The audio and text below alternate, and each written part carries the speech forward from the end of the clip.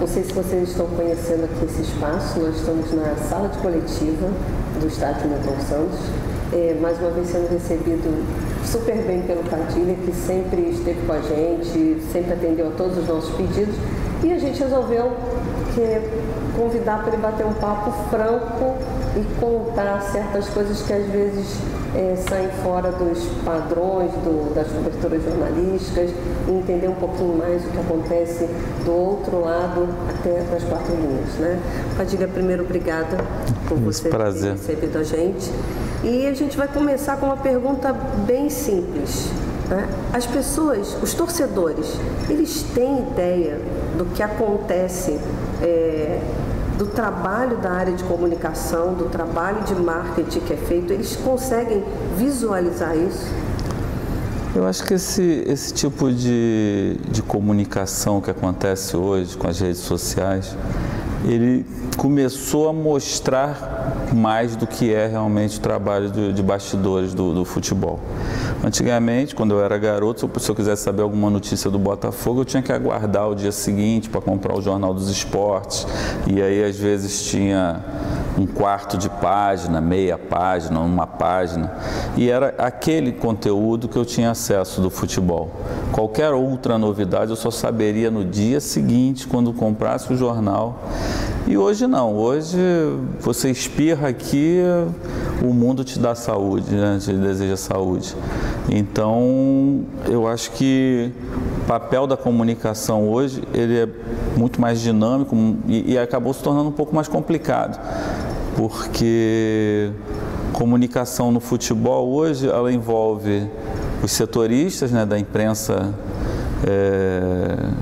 tradicional, seja em site, jornal, televisão. A gente tem os blogueiros, que são formadores de opinião. A gente tem o próprio torcedor, o jogador hoje, ele tem o seu Instagram, ele divulga notícias, divulga informações, sejam elas do interesse do torcedor ou não. E o clube. Então hoje todos nós estamos numa disputa pela melhor informação, né? E nem sempre a informação que é divulgada por algumas pessoas, ou por alguns blogueiros, ou por alguns torcedores, ela é compatível com a realidade. Tem muita gente que eu brinco que eu sou um pouco odiado, assim, até pelos fakes, pelas coisas, porque uma vez um blogueiro me perguntou: pô, mas por que você não me dá uma entrevista exclusiva? Aí eu digo que se eu quisesse que as pessoas soubessem o que eu quero falar, eu falaria no site oficial do Botafogo, tá? Diferente de que quando é para uma Globo.com, para um fim de jogo, para a mídia que é a imprensa mesmo, você tem a Sérgio, você está credenciado, podem até me acusar, né? Pô, você está dando mole então para o fim de jogo? Cara, fim de jogo para mim eu reconheço como imprensa especializada. Você faz um trabalho profissional, você não é caçar likes. Sabe? Em compensação, tem muita gente que vive de like, buscando informação, e quando ele não consegue a informação oficial, ele simplesmente inventa. E quando ele inventa, se ele acertar, ele é legal, gente boa, bacana, esperto. E se ele erra, a diretoria é incompetente, é burra. A culpa nunca é de quem criou o fake, né? Não, não é, porque pro bem e pro mal sempre vai... Não, pro bem é a favor do fake, para o mal é contra a diretoria. Então, por exemplo, quando alguém diz assim: o contrato da Caixa já está renovado. Não está. Então, mas a gente está trabalhando para isso. Então, renovou o contrato da Caixa? Viu? Eu não falei que ia renovar, o contrato estava renovado. Agora, se vai por algum motivo, o governo federal muda a política de patrocínio e simplesmente não tem mais contrato da Caixa. Diretoria incompetente, não conseguiu manter o contrato, não sei o quê. Então, assim, essa dinâmica da comunicação hoje, ela vai para o bem e para o mal. E o torcedor, infelizmente, ele ainda não percebeu isso, ele não consegue filtrar o que é procedente e o que não é procedente. E a gente é muito julgado por isso, às vezes a gente não tem nada a ver com a história e já estamos sendo julgados. Quando você fala a respeito do julgamento, será que é porque até o torcedor também ele não tem ideia da separação e das funções e do trabalho que é feito em cada departamento, por exemplo, dentro do clube, dentro do Botafogo, por exemplo? O organograma está aí, todo mundo conhece. Você tem departamento de comunicação, de marketing, comercial, social, programa de sócios, administrativo, financeiro. A estrutura é similar em todos os clubes. A diferença de um clube para o outro é que alguns cargos são estatutários, não são remunerados, outros são remunerados. Em alguns clubes tem um diretor, um gerente, um supervisor e um coordenador, todos remunerados. No Botafogo nós temos uma figura diferente. Eu, como vice-presidente hoje, eu sou vice-presidente social e de comunicação, que deveria ser as áreas que eu deveria atuar.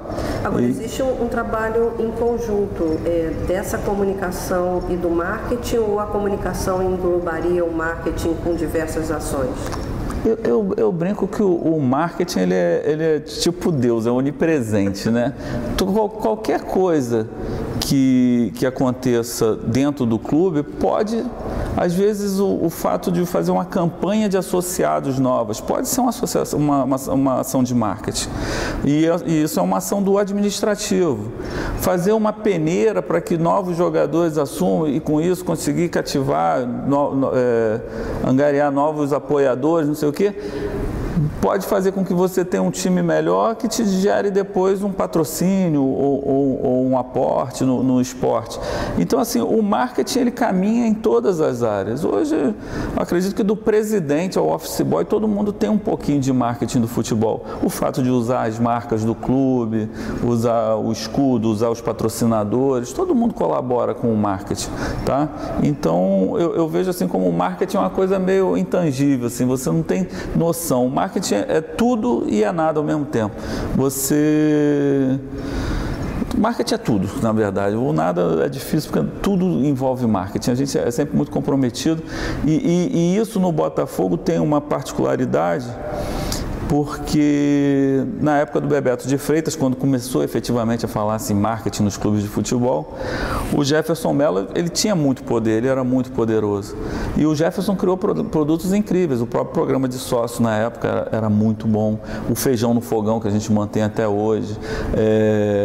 Ele criou uma série, a estrutura de licenciamento que a gente tem hoje, agradeço a esse começo do Jefferson, porque ninguém se preocupava em pagar royalties para usar os produtos, o escudo, a marca dos clubes de futebol. Muita gente ainda acha que não precisa pagar royalties, acha que está fazendo uma homenagem, acha que está fazendo um favor para o clube e, na verdade, o cara está ganhando dinheiro em cima do escudo. Então, hoje nós temos um projeto de licenciamento. Se você vai na loja oficial do Botafogo hoje, você vai ver um leque de produtos muito maior do que tinha tempos atrás. E tudo isso licenciado, produtos oficiais. Então, assim, tudo isso é marketing. Bem ou mal, o marketing ajuda no comercial e é ajudado pelo comercial. Quando você tem uma ação de atender o patrocinador, como a gente fez recentemente aqui no estádio, trouxemos 30 crianças de um projeto social de atletismo, correram na pista, na mesma pista que o Bolt correu. Era o quê? Atender uma exigência comercial, né, do patrocinador, mas não deixa de ser uma ação de marketing, porque a gente botou ali o escudo do Botafogo, a marca do patrocinador, criamos uma relação bacana, simpática com o atletismo. Então, assim, eu acho que o torcedor, ele vê tudo de uma maneira muito global e respondendo agora efetivamente a sua pergunta, para o torcedor o que interessa mesmo é o futebol. Eu ia perguntar isso. Quando o futebol vai bem, todo o resto vai bem. Se o futebol vai mal, todo o resto vai mal. Você acha isso injusto? Eu acho injusto porque até com o próprio futebol. Você vê um exemplo, é o nosso ano de 2017. É um ano em que a gente criou no futebol uma expectativa muito acima do que aquilo que a gente realmente se propôs a fazer, né? Você vai me perguntar assim, mas vocês não achavam que iam ganhar o título da Libertadores, do Brasileiro, da Copa do Brasil, do Carioca? A gente quer. E isso nós vamos querer sempre, esse é o nosso objetivo final. Mas a gente tem que entender que nós temos limitações. E essas limitações agora estão cobrando o preço, né? Infelizmente o time caiu um pouquinho de rendimento no futebol, tivemos 2 derrotas inesperadas e a partir daí tudo passa a não prestar mais. Aí o nego esquece os 5 gols do Pimpão na Libertadores, esquece as festas, os mosaicos, os fogos, tudo isso foi em vão, assim, parece que foi em vão, entendeu? E hoje, como se cobra tanto aí, gestão profissional, eu acho que profissional é entender que você tem uma capacidade de investimento, uma capacidade de investimento no futebol e que uma hora o limite chega, né? E nós chegamos no nosso limite. Você acha que isso teria solução algum dia? Quer dizer, o torcedor conseguir separar? Porque a gente sabe que o esporte deveria ensinar.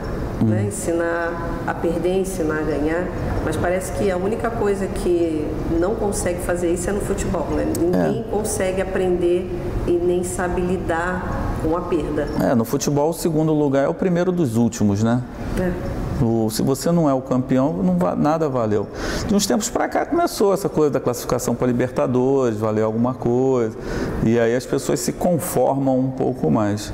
Mas você vê que hoje nós estamos sendo muito cobrados pela classificação para Libertadores, que é viável, é possível, eu ainda acredito, mas a gente está no limite, o time está no limite, o futebol está no limite. Você colocou que o problema do futebol foi acima das expectativas. Falando sobre a sua área, né? O que a área de comunicação do Botafogo se propôs a fazer em 2017 e o que ela fez em 2017? Seriam pontos extremos, por exemplo, entre o que está acontecendo com o futebol? Quer dizer, o futebol ele teve a subida e teve a queda, mas o marketing para conseguir novos investimentos para o ano que vem, na comunicação, ela continuou se mantendo nessa curva? Você avalia que ela continua no ascendente? Eu acredito que sim, porque o trabalho nosso não é... É lógico que o resultado do futebol influencia muito, mas a gente não trabalha pautado pelos resultados do futebol.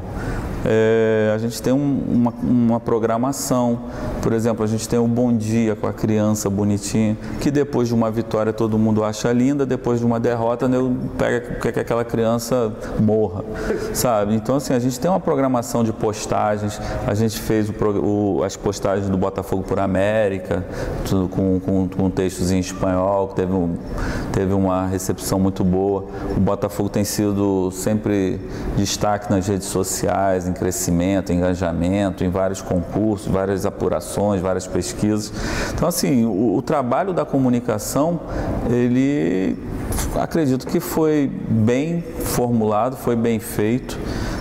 Nossa comunicação hoje é muito legal, a gente tem a figura do ADM no Twitter, a gente tem agora as brincadeiras com o Jamal aí na Botafogo TV, tudo isso dentro de um planejamento de crescimento que gerou resultado. O Botafogo é um dos clubes que mais cresce nas redes sociais, às vezes com muito menos inscritos nas redes sociais, a gente tem muito mais engajamento do que clubes que têm valores absolutos maiores.